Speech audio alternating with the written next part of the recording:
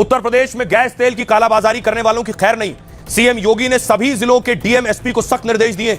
UP के कई जिलों में से गैस को लेकर शिकायतें आ रही थी। इसके बाद योगी ने राज्य के हालात की समीक्षा की। सीएम के निर्देश के बाद पुलिस अधिकारी फील्ड पर उतरे। नोएडा, लखनऊ, कानपुर में प्रशासन की टीम सड़कों पर उतरी है। पेट्रोल पंपों, गैस गोदामों और गैस एजेंसियों का जायजा लिया है। कहीं जानबूझकर गैस या पेट्रोल डीजल की कमी तो नहीं बनाई जा रही है। कई स्थानों पर स्टॉक रजिस्टर, सप्लाई रिकॉर्ड की भी जांच की जा रही है। ग्राहकों को तय दरों पर सामान मिल रहा है या नहीं, इस पर भी नजर रखी जा रही है। अगर कहीं गड़बड़ी या जमाखोरी की शिकायत मिलती है तो संबंधित संचालकों के खिलाफ सख्त कार्रवाई के आदेश हैं। सोशल मीडिया पर भी निगरानी बढ़ाने के आदेश दिए गए। पेट्रोल पंपों और गैस एजेंसियों के औचक निरीक्षण के आदेश हैं ताकि किसी तरह की अफवाह और संकट को खत्म किया जा सके। गैस सिलेंडर का अवैध भंडारण करने वालों के खिलाफ भी कड़ी कार्रवाई की जाएगी। सीएम योगी ने पेट्रोल डीजल की उपलब्धता की भी समीक्षा की है। सीएम को बताया गया है कि राज्य में पेट्रोल डीजल की कोई कमी नहीं है। राज्य भर में सामान्य तरीके से पेट्रोल डीजल खरीदा जा रहा है। सुनिए जरा अखिलेश क्या कह रहे हैं और ओम प्रकाश राजभर क्या कह रहे हैं। यूपी जैसा बड़ा स्टेट जहां सरकार खुद दावा कर रही थी कि सबसे ज्यादा कनेक्शन उत्तर प्रदेश में मिले हैं, अब सरकार की जिम्मेदारी बनती है कि वो सिलेंडर भरे कैसे जाएंगे और सरकार पर क्या कोई अल्टरनेटिव रास्ता है। जब इस लड़ाई के वक्त में जो कमी हो रही है, आपूर्ति कैसे करेगी सरकार, उसकी सरकार की तैयारी क्या है। कहाँ किल्लत है मध्य, जितना चाहिए उतना हमसे ले लीजिए। सर सरकार ने पैनल बनाया नहीं, ऐसा कुछ नहीं। ये विपक्षियों की एक अफवाह फैलाई जा रही है, ऐसा कुछ है नहीं। अब देखिए जरा, बात यह है कि सच क्या है और झूठ क्या है। तस्वीर पहले मैं आपको दिखाऊं। वडोदरा की तस्वीर है। वडोदरा में सिलेंडर के लिए लंबी लाइन है। क्या लोगों को यह लग रहा है कि जल्दी सिलेंडर भरवा लें, गैस ले लें, वरना फिर मिलेगी नहीं, लेकिन सरकार बार बार कह रही है ऐसा बिल्कुल नहीं है। दूसरी तस्वीर मैं आपको दिखाऊं। ये तस्वीर चंडीगढ़ की देख रहे हैं। चंडीगढ़ में भी देखिए लंबी लाइन लगी हुई है।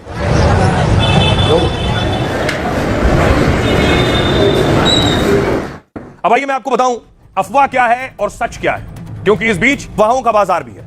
अफवाह यह है कि सरकार के पास गैस स्टॉक खत्म हो गया है, यह अफवाह है। सच यह है सरकार के पास गैस का पर्याप्त स्टॉक है, इसलिए परेशान होने की जरूरत नहीं है। अफवाह यह है गैस कम है, अभी सिलेंडर बुक नहीं होंगे। तो सच्चाई यह है कि अब 25 दिन बाद ही दूसरा सिलेंडर बुक होगा। अफवाह यह है गैस सिलेंडर का बुकिंग सिस्टम बंद हो गया है। सच यह है गैस की बुकिंग सिस्टम में कोई खराबी नहीं है। अफवाह यह है कि ऑनलाइन या हेल्पलाइन नंबर से सिलेंडर बुक नहीं हो रहा है। हो सकता है कुछ जगहों पर इस तरह की दिक्कतें पेश आई हो, लेकिन भारी ट्रैफिक की कारण कुछ तकनीकी देरी हो सकती है, क्योंकि सभी को एक साथ सिलेंडर चाहिए।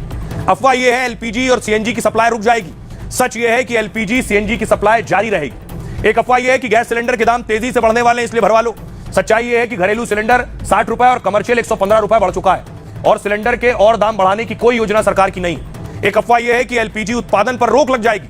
तो इसकी सच्चाई यह है कि सरकार ने प्रोडक्शन यानी उत्पादन बढ़ाने का आदेश दे दिया है। 2 दिन में 10% तक उत्पादन बढ़ा दिया गया है। एक अफवाह यह है कि हॉर्मुज स्ट्रेट बंद होने से तेल गैस संकट बढ़ा है।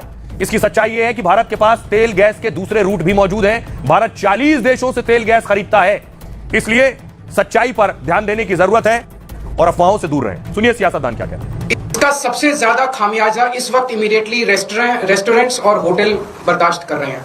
सरकार ने आदेश जारी किया है कि रेस्टोरेंट और होटल्स को एलपीजी गैस मुहैया नहीं कराई जाएगी। प्रधानमंत्री मोदी जी ट्रंप के गुलाम बने हुए। होटल हमारे बंद हो रहे हैं। हमारे middle class, lower middle class पर सबसे बुरा असर पड़ेगा। जो बच्चे पढ़ते हैं, जो बाहर रहते हैं, उस पर असर पड़ेगा। तो सरकार को चाहिए कि अविलंब पीस की वार्ता हो। सरकार कहने की हिम्मत नहीं है। ट्रंप जो चाहते हैं वही होता है। एलपीजी जो कमर्शियल है होटल में नहीं मिल रही है। मुझे अभी फोन आ रहा है मेरी होटल में नहीं है, होटल बंद हो जाएगा।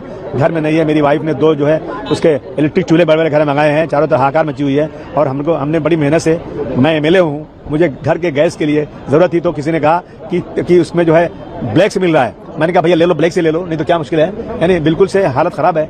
सरकार को इसके ऊपर ध्यान देना चाहिए। महंगी की जा रही है तो क्या मुझे लगता है कि एलपीजी का जो शॉर्टेज है, शॉर्टेज का कारण सब दुनिया जानती है, तो बाहर के लोग भी जानते हैं और किराया और उसकी कीमतें नहीं बढ़नी चाहिए। लेकिन अभी युद्ध के कारण ऐसा हो रहा है और उसमें भारत सरकार की कोशिश जरूर है कि आम आदमी को कोई तकलीफ नहीं होनी चाहिए। माननीय नरेंद्र मोदी जी ने भी इस भूमिका को रखा है। जिन लोगों के मन में अनिश्चितता है और उस अनिश्चितता के बरक्स प्रधानमंत्री को जो टिप्पणी करनी चाहिए थी सदन के अंदर, जब एमईए बयान देते हैं तो सवाल नहीं लेते हैं। क्लैरिफिकेशन नहीं लेते हैं। इतनी ओपेसिटी हमने कभी नहीं देखी। अगर आपके पास कमी नहीं है, आप रात को कह रहे थे कि कमी नहीं है, 60 रुपए एकदम आपने सिलेंडर के ऊपर बढ़ा दिए। सारे रेस्टोरेंट जो है वो स्ट्राइक करे हुए हैं। कमर्शियल सिलेंडर की कीमत कहां आसमान पे चली गई। अभी देखिए होता है क्या। भारत में सरकार की भी कोशिश है कि इसका असर जो है वो आम लोगों पर कम से कम पड़े, नुकसान कम से कम हो, किल्लत कम से कम हो, और इस दृष्टि से सरकार जो है वो मजबूती के साथ प्रभावी उपाय लगातार कर रही है। और इसीलिए मैंने कहा कि इस संकट के समाधान का सबको हिस्सा बनने की जरूरत है। सियासी व्यवधान का किस्सा किसी को गढ़ने की जरूरत नहीं है। किसी को भी